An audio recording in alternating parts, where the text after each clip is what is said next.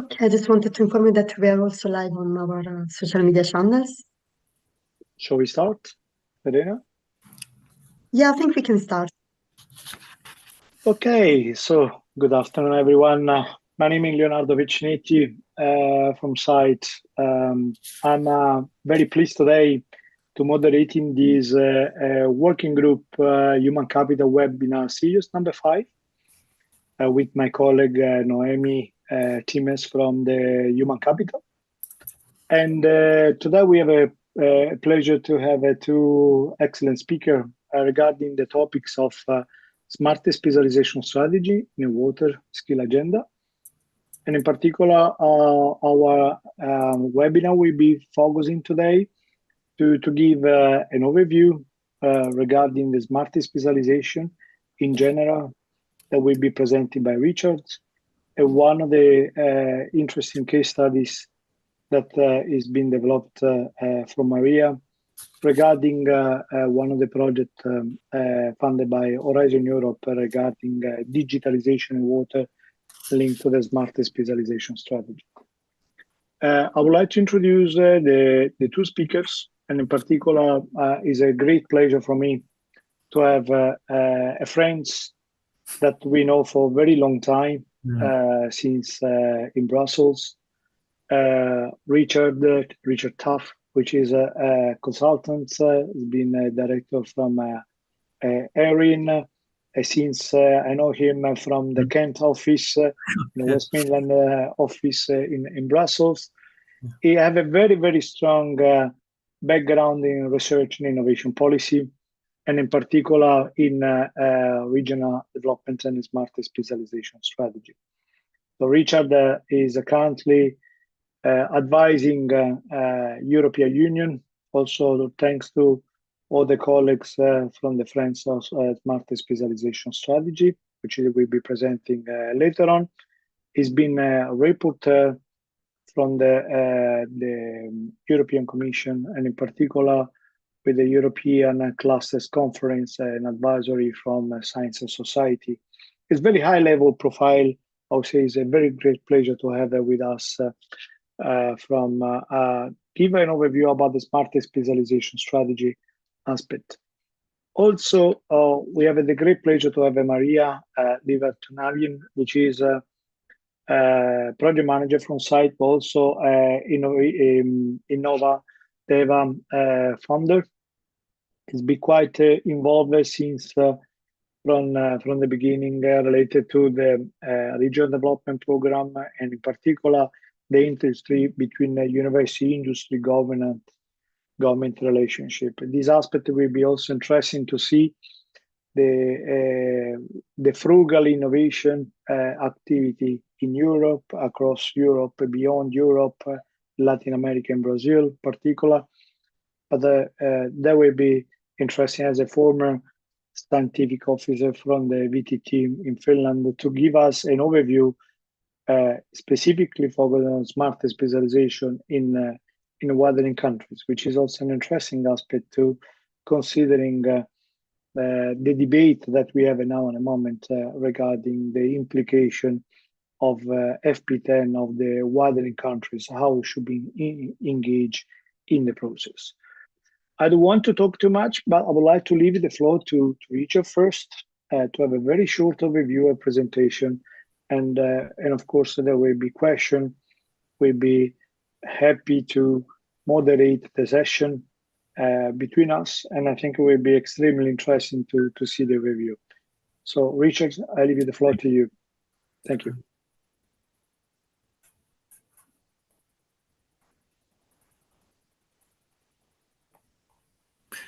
Can you see the slides? Can you hear me? Yes, we can see it. Yeah, and you sure. can see. Yeah, okay, right, yeah. Thanks. I'll get started. So first of all, Leonardo, thank you. You'd reminded how far long back we go for the Kent office. That's a long way away, 20th century. And but thanks very much for the invite. It's a great pleasure to be here. Just to say, before we start, I'm part of the Friends of Smart Specialization, but it's not friends. It's my own working with the friends, so it's inspired by, but like it's not an official, if you like, Friends of Smart Specialization presentation. Just to say then, just for the introduction, I'll introduce who we are in a bit more. Now I think it's looking at what I want to do today is not specifically look at water, but really looking at the return of European industrial policy, how that may link to places, and how we might see smart specialization as a transformative industrial policy, challenges that come up, and then the final conclusions. And I hope to do that in about 10 minutes. So basically, just the Friends of Smart Specialization, we started about just over 5 years ago. And last night, in a way, we celebrated our 5 years anniversary. We had an event here in Brussels, which was very successful, I think. And basically, I'm not going to go through all we've got a lot of output, but basically we're doing a lot of papers, events, side events, and various things. And so we're still active at the moment and going on. And this is what I'm talking about today, is some of our recent thinking. So our view is, in a way, this sort of is that smart specialization should play a strong role in a novel industrial policy paradigm. And then by saying expanding and embracing S3 principles and practices, countries and regions can potentially achieve a more place-responsive industrial policy conducive to green and digital transitions, the key, what we would call the twin transition. But what we're also saying is the recent trends driven by global geopolitical tensions, change of value change, climate, and we're starting to think about new thinking on top-down industrial strategies, but also linking it with a stronger bottom-up place dimension, which we think can be structured through smart specialization strategies. So basically, I think the tension for smart specialization at the moment is coming between this stronger directionality from sort of the top down, when we've seen that from EU policies, Green Deal, digital, and now increasingly we see that through a need for an industrial policy, and I'll a bit more on that, strategic autonomy, and unfortunately in a way more security. And that we've still got the place-based issues, which is the territorial dimension, the region, the city, or a functional area. There's clarity that no one size fits all. Each area has a specific problem, and increasingly we're building in the sort of social dimensions, the issues of polarization are moving up the agenda as well. So coming on to sort of just global accelerated change, things can happen overnight now, and we've just seen the Tesla meeting in China, but you've also got this just yesterday, the US sharply raising its tariffs on Chinese EVs and semiconductors, many of which are made in Mexico, so interesting cross-border issues to come on that. So this is a sort of an area which is changing, and industrial policy is back. I'm not going to go into much detail, but it's quite clear that industrial policy is back because of that, in a way, stagnating growth since COVID. And this is something I think that's affecting all sort of, particularly in Europe, and it's increasing that also. You see that even China is starting to decline in its growth. The letter report that you may have heard of coming out, which came out in April, I think is part of a new reflection process as we're getting the European election, a new commission coming, new commissioners, and that will be backed up by the Draghi report, which will come out in June. And the first thing in the letter report is about the single market, and he says, well, first of all, we can see we're lagging behind the US. Times have also changed. So this rules-based international order is facing challenges. It's not always the level playing field. So we need to update the single market. And he suggests a new fifth freedom, research and development, on top of the free movement of people, goods, services, and capital we already have. And then he mentions that the single market needs an industrial strategy. We need to build a competitive industrial strategy to counteract other global powers. And we always reference, in a way, the Inflation Reduction Act in the US or the CHIPS Act. So these are important areas. And EU should not lose its manufacturing leader role and needs to scale up EU companies. We feel we just don't have the scale and depth of in terms of European companies. And also then he also mentions cohesion policy, which we must rebalance. It's not to throw cohesion policy away, but it must be seen as a rebalancing mechanism with including a stronger social dimension, freedom to move and freedom to stay is an important area he makes out. This was backed up by the same day that the report comes up, the European Council met, and again, this is Council conclusions from that, was developing and implementing an effective industrial policy, and also within research and innovation, to show you a more innovation-friendly environment based on excellent science, which accelerates market uptake and industrial and commercial scale-up of innovation. So you can see a slight nuance around from the university sector. We've always talked about basic and applied research, but you can see this idea now of getting research into market uptake and scale-up of innovation, which is becoming more important. So we can argue then that through this, you can see that regions now in this sort of ecosystem, in a way, we can say you have an external challenges from regions, which is climate change, geopolitical changes, technology changes, fast technology changes we're seeing with AI, and also changes in value chains. And then you have an internal side, which is how do we keep our region attractive? How do we collaborate inside the region? How do we collaborate outside? That's very much an area that I'm doing a lot of work on interregional collaboration. How do we retain and attract talent? And how do we develop the relevant skills that we need for the future? So this needs mean that we're then seeing, we need significant adaptations to our regional innovation ecosystems, and this, of course, includes smart specialization that therefore has to adapt. So therefore, we can sort of argue we need to do that. One of the reasons we can see we need to do that is because what we've got as well, this is a lot more work has been done on this, is what we call the regional development trap, where we see this sort of stagnating growth. And there is this has come up a lot about the rise of populist parties in Europe, is that although the regions are not necessarily poor, they're not moving. And you feel this idea, you can see from the map, if you're sort of blue, it's positive. If you're brown or anything, it's you're not moving, or you're even going backwards. And this is an issue now in Europe where you feel that a lot of regions are stagnating, they're not moving, they need to develop faster.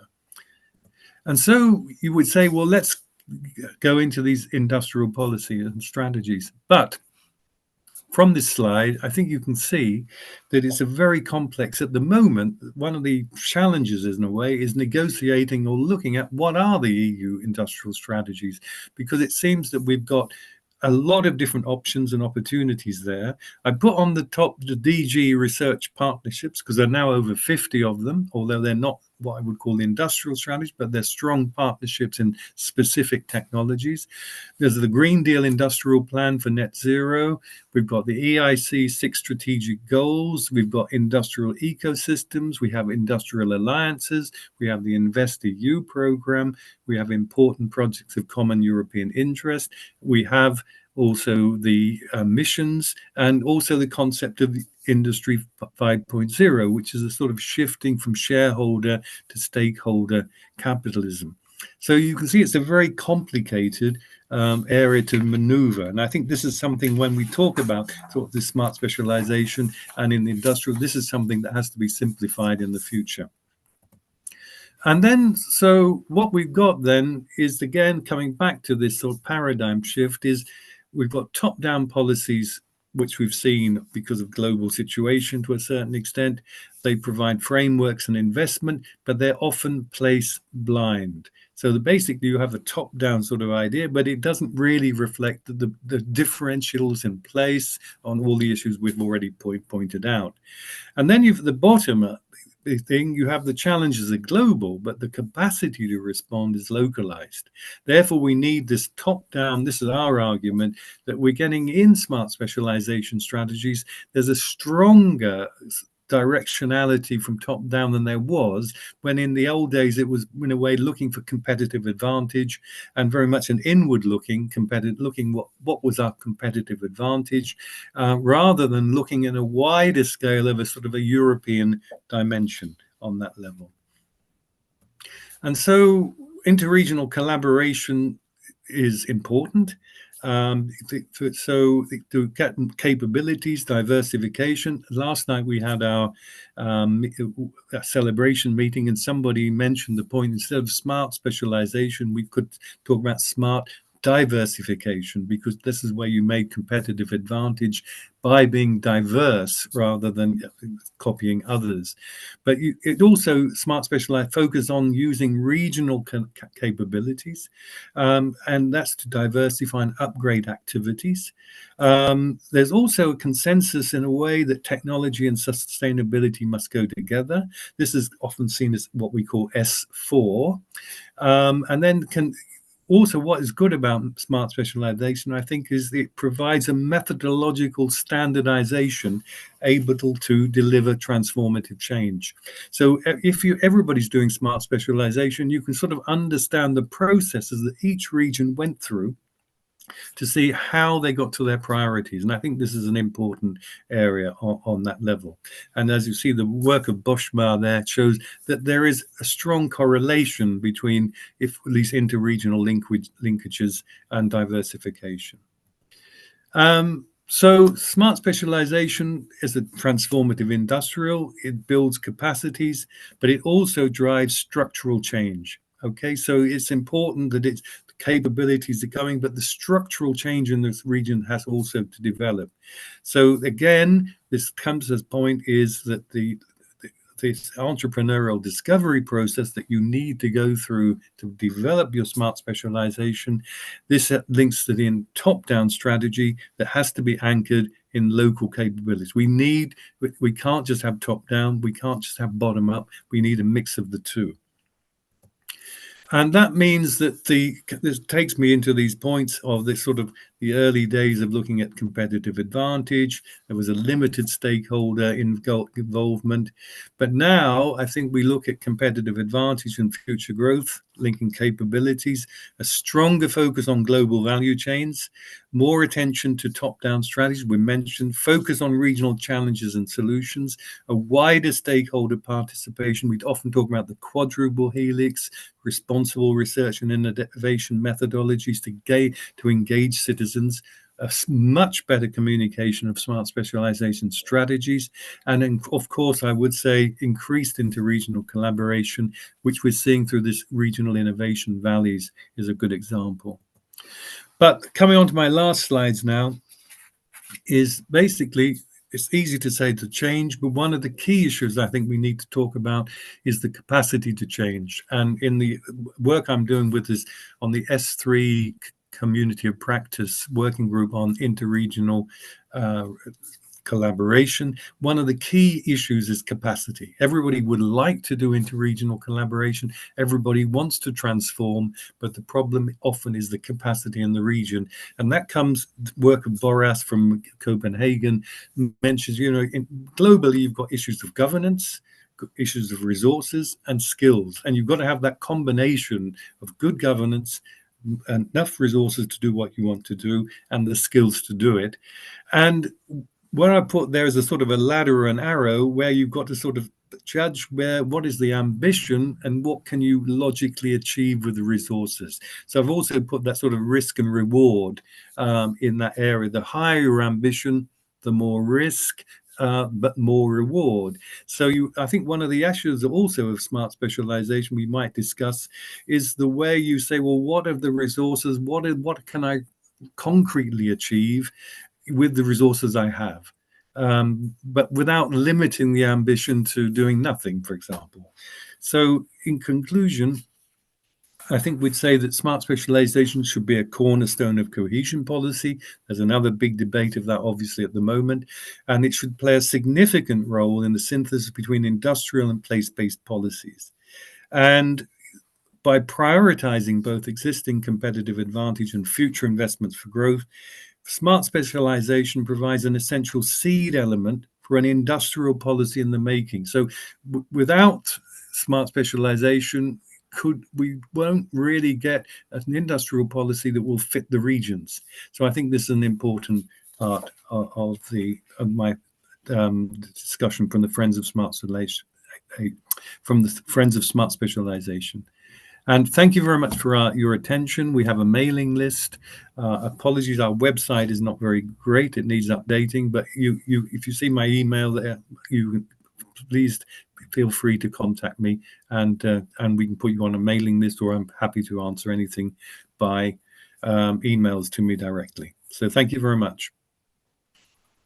Thank you. Thank you very much, Richard. It's always interesting to have this overview at European level about the new industrial strategy. We have several questions. One question comes from LinkedIn, but of course, I have also some questions later on that will be interesting for the debate. Mm-hmm. One of the questions was related to what do you think can be one of the major obstacles, one of the major challenges are the regions to grow. So this is a question from the LinkedIn, and also another more interesting question that could be the implication for the policy strategy. You mentioned, the new European Commission, the new European Parliament, the new regulation that will be coming soon, the new report, the letter report, the Draghi reports. And this is interesting to see how do you think the future skill agenda will be aligned in the smart specialization strategy for the industrial policy? Because that is a very open question. Yes, an open and a good question. I don't think I'm going to solve it today. I think what we're putting forward, and I mean, we've been working on this sort of smart special, where is smart specialization going, right? And what has been a concern, I think, for a lot of people is if you look at a lot of documents around sort of, regional development, cohesion thing, you don't see the word smart specialization anywhere. It's sort of, in a way, it's disappeared from the landscape. In fact, last night somebody said we need to rebrand it, rename it even. So one of the key points I think was for us is to keep the smart specialization strategies going, because in what I would say is the theory is good. But what we've seen is and you say the obstacles in a way is one of the problems I think most people see is there are two weaknesses. One is this entrepreneurial discovery process is not done well enough. It's not done with all the stakeholders to really identify the key priorities for the region, and coming back to have a much more of analysis now of what the global situation, right? I mean, how many regions can ignore AI? How will it affect them? And it's not easy to do on that level. So the first thing I think is to have a better entrepreneurial discovery process. The second option is to have a stronger implementation, because a lot of the time as we've often said, that smart specialization strategies become a task, not an opportunity. There's something you have to do to get the money. And something you actually often give to consultants, and who write the thing for you. And then they go off, and then you just have a document, but nobody's responsible for it. And the implementation is often weak. And I think these are the sort of weaknesses. And I think coming back to these obstacles, a lot of it is good governance. You need political commitment, strong governance. And one of the points I made about that sort of triangle between governance, resources, and skills, if you don't have good governance, you don't have any resources, you don't have any skills, don't do it. I mean, in a way, you're destined to fail. So basically, you've got to have a combination of those things in place to be able to move and transform forward. But it requires, and the last point I'll make on this, you can have all the theories in the world, but you need the people. And you've got to have the people who drive it. And if you've got committed people, committed politicians with the skills, being honest, and the money and the good government, things will happen. But this is a key driver. I think we must never forget people. Yeah, they are the key. Absolutely. I fully agree 100%, in particular when you mention this new concept of capacity of change. So We need to have the skill, the governance and the resources to be a good recipe in this case. If there is no any other question, even from the other colleagues as well, I would like to stress from the overview that we underline from, in particular, from the European discovery, and in particular from the smart specialization strategy in industrial policy, of course, digitalization. It was one of the key words that we discussed in several times, and the role of the synergies between regions and the other programs as well. So, for instance, Maria, the next speaker, she will give us a very detailed funding, let's say, results from one of the activities being done in one of the projects in Horizon to better understanding how policy, the innovation ecosystem is being worked, in particular in the water sector. So I would like to give the floor to Maria, and in particular to give it this overview. And I'm sure that the case study has been presenting will be full many ideas and discussion in the future. So Maria, I leave you the floor to you. Thank you very much, Leonardo, and thank you also to Naomi and team for organizing this event, and especially to Richard for giving, although very briefly, this overview, and in many instances highlighting skills as one of the important aspects to promote the transformation of the regions. For the sake of time, I will not contextualize so much why we are talking here about digital water and innovation ecosystems and the smart specialization strategies. But in one of the slides, Richard gave these picture regarding the different policies and strategies or guidelines that are related to smart specialization strategies and the, let's say, industrial policies. But we're talking digital water as in the context of, say, digital transformation, climate resilience, and sustainability transitions of the regions.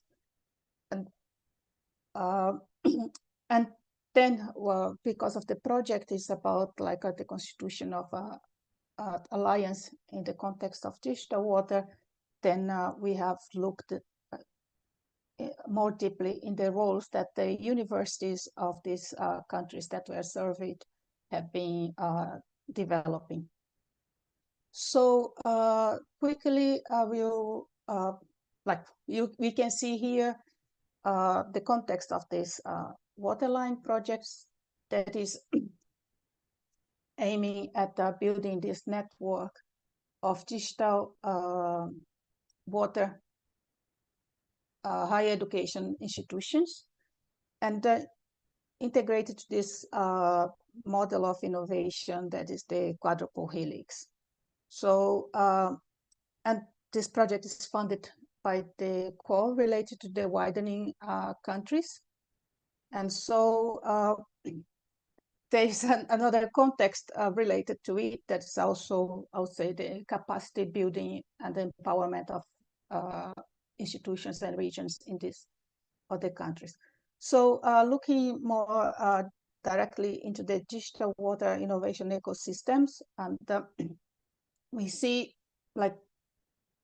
the main stakeholders affected and affecting this agriculture industry because of the large use of water, and also their supply chains, how they affect the local water sources, technology hubs and accelerators, and investors helping to promote the digital transformation of the water sector, as well development of solutions and technologies and businesses related to it. And the academia are highlighted here that we look at into, especially because we are talking here about the higher education institutions.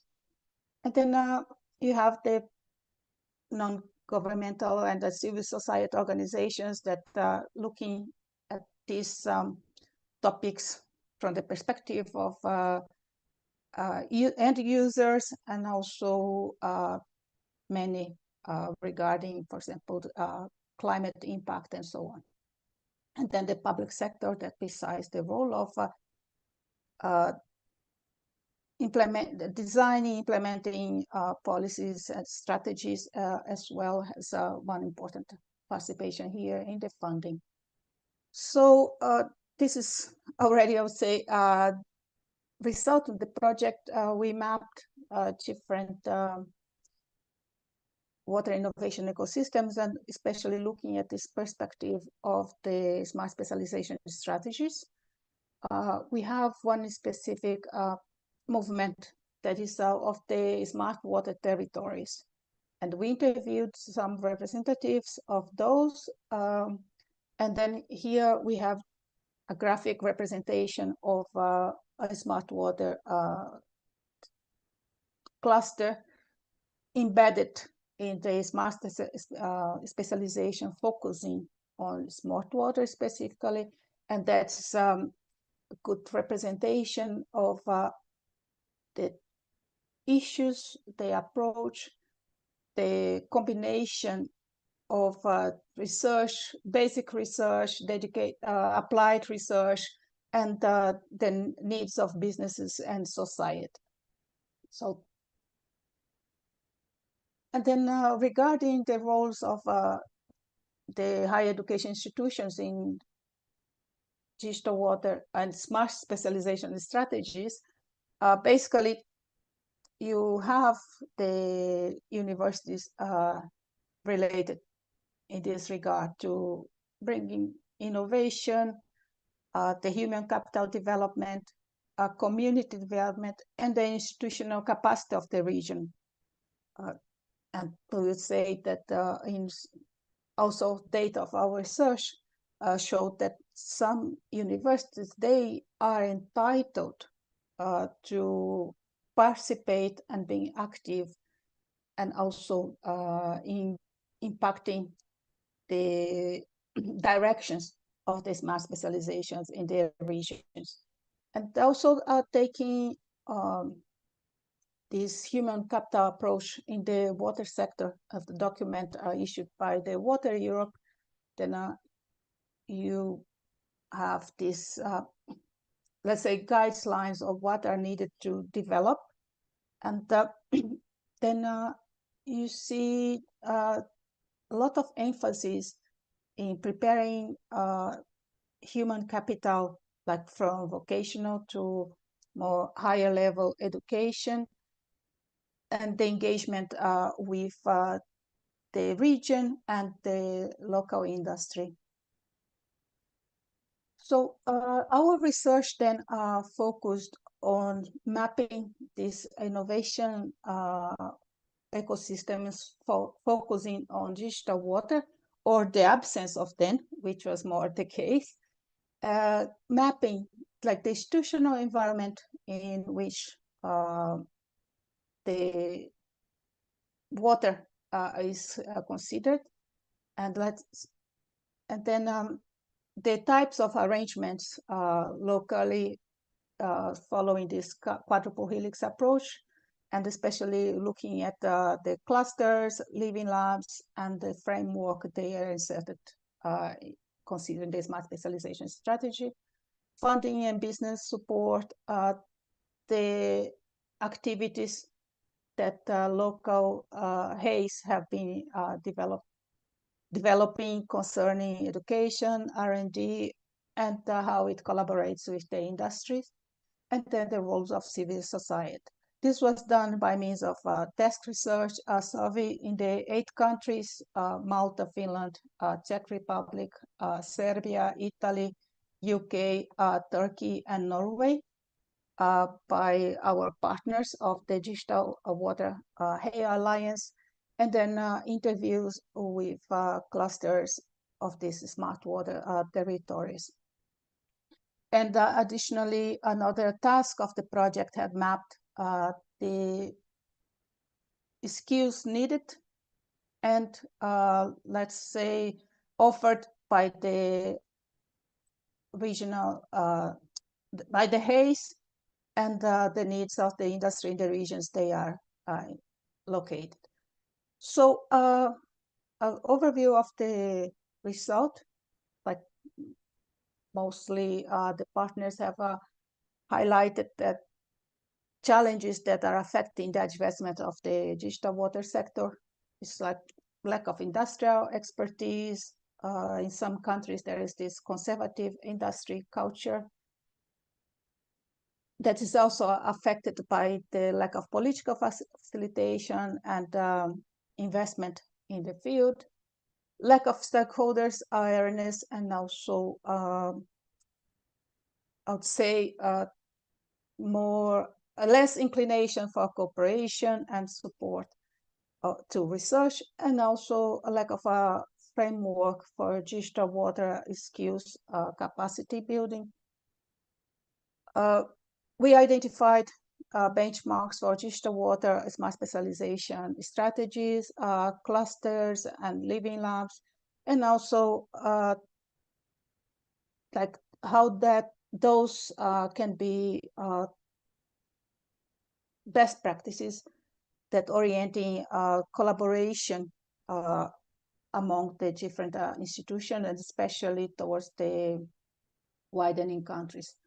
And in terms of the roles that the HACE are performing in these digital water innovation ecosystems, like each of the country, we got like general overview, and let's say seeing here how they have implemented these collaborative arrangements in terms of innovation ecosystems, industry, academia, collaboration, and in this institutional arrangement in terms of special policies and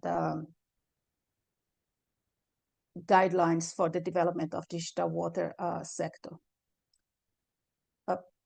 Basically,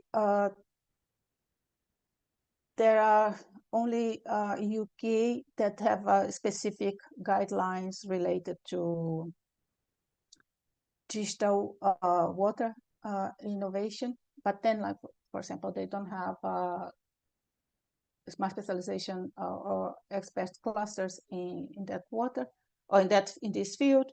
But then we could see, and I'm not going into detail of the observations we had here, that like these organizations, these universities and the regions, they can learn a lot from each other in terms of the levels of education. Like Finland, for example, has very good vocational education program, and digital water is also embedded in that, although a bit less. But then you have environmental engineering that is covering these topics and also involving automation. And then in terms of topics of research as well, and then in UK, there's these centers for doctor training that many of them are dedicated to digital water. As well, Norway has quite many research groups dealing with the topic. And here you have like best case high. You see the other countries as well. Like we made kind of not scientifically precise, but one scale or rank of how these countries are evolved in terms of the adoption of digital water in their policies and that at the universities, and also in research that to support the development of the region. And for example, like when we considered like Italy is a good example how the strategy for circular economy is taking up this issue of digitalization, digital transformation in the context of circular transition. Malta is, although the digital water is not a topic clearly there, but is related to the sustainable use of resources, climate education, and climate mitigation, and then future digital technologies.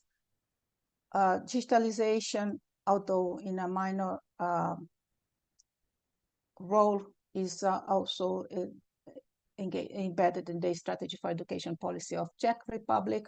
But then we see, for example, Serbia with very discrete approach to digital water and also cluster arrangements and so on. But then one positive aspect is that some universities there are engaged in these EU framework projects, and in terms of skills development in digital water. So every country and all these universities that we have surveyed, they have in some extent engaged with digital water, but then as we can see here in this rank, some in much minor capacity. So in the report, we have discussed a lot, quite many recommendations, but considering this specific topic here, that's the role of the HAZE in the innovation ecosystems. The main recommendations are regarding enhancement of the education framework in digital water, and this involves exchanging practices between, like, let's say, the best developed and the less developed education systems in terms of digital water, and also in collaboration with industry. And also related to the collaboration with industry, we have these mismatches in skills. Like in every country, we have observed in different aspects, either technical or more in terms of soft skills, there are some mismatches in regards to what the industry needs and wishes and what the HAZE are offering. And then these joint programs with the industries could be a good way to address this. And for example, in Finland, we have seen that both the industry participates in the, let's say, teaching at the universities, and also the universities participate in the capacity building of people at the industry. And then also improve knowledge exchange and collaboration. This is quite specific to this digital water HAZE Alliance partners, the local development authorities, that is like the ones that are designing these smart specialization strategies and organizing, leading the innovation ecosystems, and the governments also at the European level. And disseminate also practical knowledge to these platforms devoted to digital water innovation ecosystems. And this is also one result of the project is this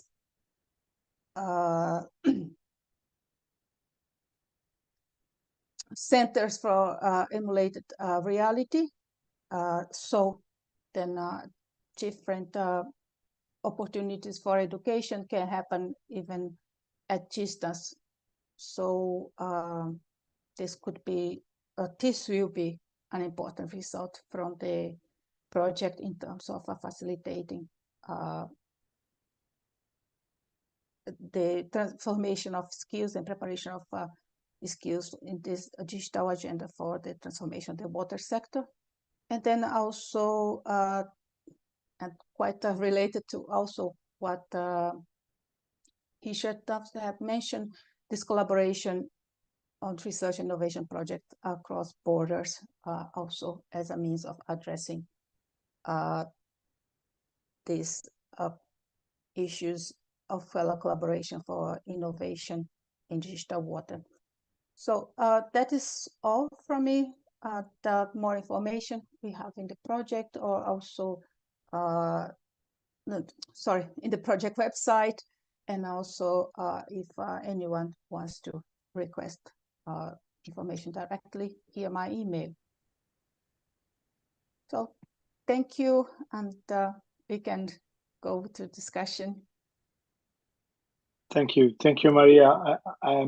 It was very inspiring presentation to give this overview regarding the current studies, which is in a waterline we currently developed, because now we are in a phase of building the capacity, and of course the execution of this community practice and related to the policy recommendation. So that could be an interesting role in the engagement of stakeholders.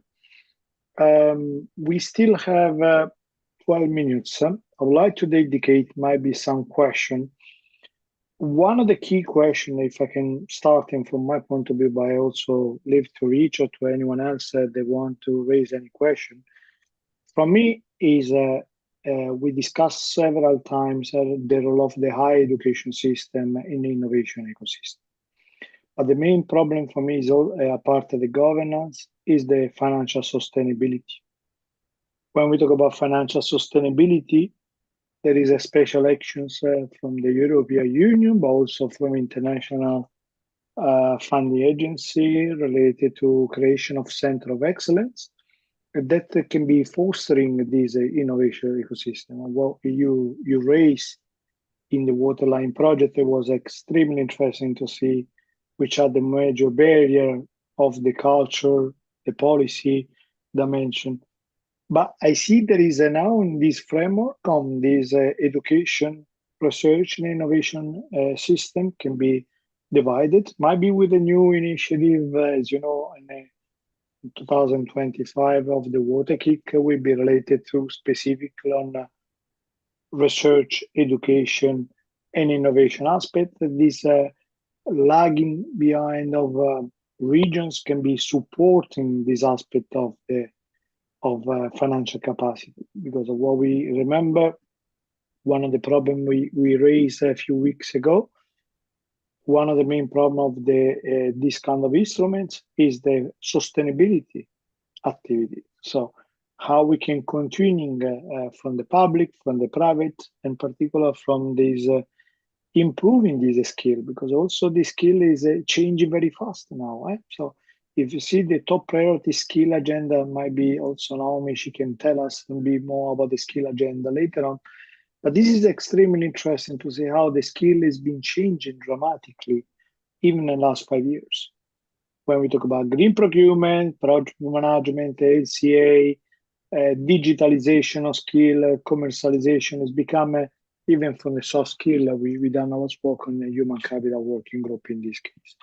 So what do you think could be in terms of collaboration for the sustainability? How should we pull in the resources? I know it's a huge topic, but might be just to wrap up the activities from your point of view. There are many aspects related to this question. One of them is like in terms of like political background and policies as well.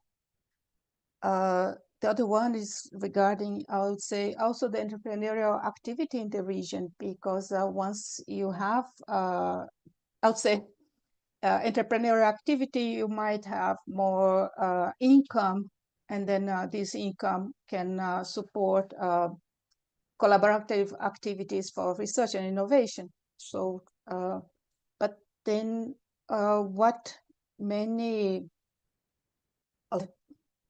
neither country that we investigated, they have, for example, a framework for digital skills in the water sector, and some almost not at all.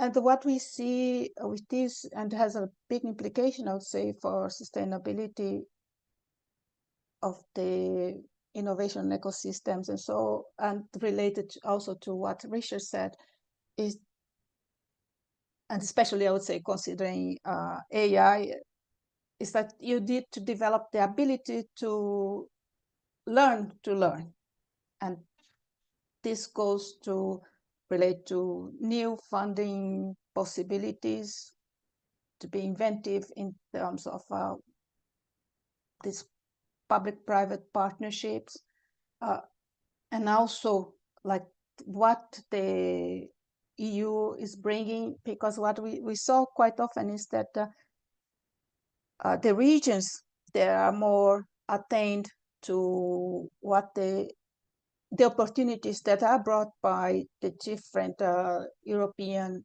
policy instruments.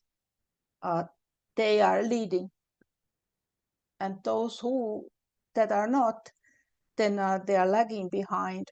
And so I would say the sustainability would be it's a lot related to how you take advantage of these instruments in terms of learning for the region, and also in terms of implementing different instruments that may not necessarily be cash transfer or funding direct research, but more in raising awareness for the need to develop the region. And so vis-a-vis what we see in there, like compared to the 80s and nowadays, from what Richard showed. No, I think it's a clear picture. So, thank you very much, Naomi. I know time is very limited, but I'm sure that we'll be continuing this aspect of the role of city and regions, because also the governance framework at European level, international, is so important. Now we have a mission of cities. It's become extremely interesting when we talk about net zero strategy, all these initiatives that is being related between partnership and mission. So the role of local and regional dimension will become extremely relevant in this case. If you allow me, I would like to also leave the floor for some conclusion to Naomi Timmer, which is an excellent, I would say, colleagues to working together at the project level, but in particular related to the working group, might be just to see what we've done so far, in particular for the Water Europe event, which is also celebrating the human capital and in particular the skill agenda in this case. Naomi, I leave you the floor to you for a few minutes before the closure of the webinar. Thank you so much. My voice is a bit weak, so I won't be talking myself for a few minutes, because one of the traditions, and I thank Leonardo so much for facilitating this webinar, and one of the traditions in the webinar I would like to continue is because I raised a question each time at the end of the webinar. Since we're talking about human capital development, and we're always tend to talk about others that need to develop and others that need to change. One of the things that we're really looking into the working group, I think, and I will come back to that later, but is what is it up to us that we need to do? So I would try to make it a bit more personal, because lifelong learning becomes much more, and I'm inspired today what I still need to learn, but maybe for the speakers, Richard and Maria, what is it that, based on what you've been experiencing today, what would be your next step in personal growth and development? What would you like to learn next? Maybe Maria first? I want so much that it's difficult to summarize. One thing that I'm like personally concerned about, and also for business reasons, is with the systematization of a process of this entrepreneurial discovery.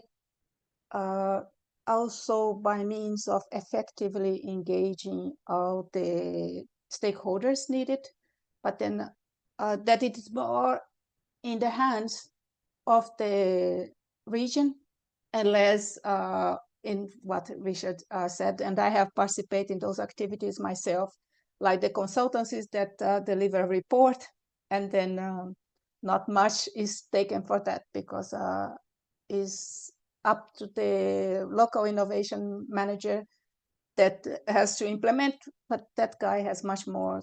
And I'm talking guy because mostly I have met men in that role, but and like not making any criticism, but it's just came naturally.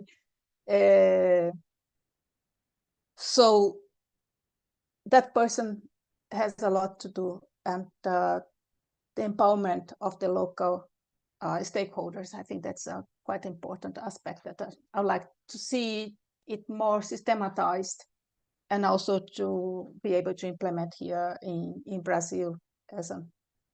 Thank you so much. My main issue. Very inspiring ambition as well. Richard? Yeah, just very quickly, I'm originally from the UK, and I lived in the east of England, where there was less rain than Tripoli or Jerusalem. It was dry. And now suddenly with climate change, it's raining, it's flooding. Never seen this before, ever. I'm quite old, it's never happened. And so one of the things is speed of learning. I mean, there's no point saying we need a doctorate to worry. We have to deal with this now. So I think what we would need, I would recommend, is a fairly much a challenge focus. What are the key challenges? Need to collaborate. I think this is something Maria has brought up, the collaboration, working together. And what is increasingly coming in the UK because of the, I would say, catastrophe of water management is citizen engagement. And it's not that somebody else has got to deal with this. We've all got to deal with it because it's a key issue, I think, coming up. And I think it's what is interesting for water. It's probably the area that people see now as an aspect of climate change. And I think that's really raised water incredibly up the agenda. I mean, I talk to my friends in Spain who have no water, and I tell them to come on holiday to Brussels to get some rain. And they think, buy a second house in Belgium, right? So it's an incredibly developing area. And I think the learning and the skills and the quick learning is the key. Thank you so much. And I liked your comment about that we shouldn't forget the people, because we tend to talk so much about innovation and in a technical sense, how we should do things. And indeed, what we want to learn is how do we support this social innovation, this new way of working, this new way of living almost, and communicating with each other. And that brings me indeed in the last minute, Leonardo, to 5 years of the Working Group Human Capital this June. We will celebrate it with a side event at Water Innovation Europe. It's called New Waves Festival 2024. A lot more will be announced on the website of Water Europe soon. But one of the things is that we want to highlight that integrated approach of learning, the speedway of learning with all the different projects, results that we have gained so far, the communities that we build, and we want to integrate also the waterline community into it, about smart specialization, but also at the same time learn people and play new ways of connecting with each other, to connect in different ways with stakeholders, but also very important with ourselves, because we can't keep looking at others to solve it. We as water sector, whatever that may be, we need to step up if we want to achieve something. So we have to look at ourselves, and we hope with the workshop and with the side event to give each other inspiration, because we need to keep on developing. There's no choice. We just need to do it, and we need to make it fun. So I hope you can all come. And Leonardo, for you, the final words. Well, it's a pleasure for me. As I said, thank you very much, Naomi. It's a great pleasure to have Richard, Maria, and Naomi, but also a big, big thank you to the Water Europe team to supporting us for this wonderful journey, in particular for the human capital. And we do believe that our activity in the future will be continuing in this aspect, because as stressed out by everyone, technology needs also people. So people also need technologies, but I would say that technology, in particular policy and people, they need to have a very strong interaction at the moment, because this is one of the issues of trust that we should build in this capacity. It was mentioned also an interesting presentation from Richard when we are talking about particularly the capacity of change. So I would like to thank to everyone. I think we are on time for this webinar. The webinar will be recorded, it will be posted. So you have a great opportunities. I would like to stress that is interesting for the follow-up for any activities. I'm sure that when we come over, I mean, there is also the Green Week, Richard, in a few weeks' time, where we come to Brussels, is a focus on water. So, and that could be an interesting topic to discuss together, specifically how we want to develop any synergies between those activities together. Thanks again, and I wish you to everyone a lovely evening or afternoon, wherever you are based. And in particular, as I say, thanks to the Water Europe team. It was amazing to working together during those periods. I remember even during the pandemic, it was no easy task, and we had a great effort to working together. Thank you very much for your time. Thank you. Thank you very much, Leonardo. Thank you, everybody. Thank you. Thank Bye-bye. you. Bye-bye. Bye. Thank you.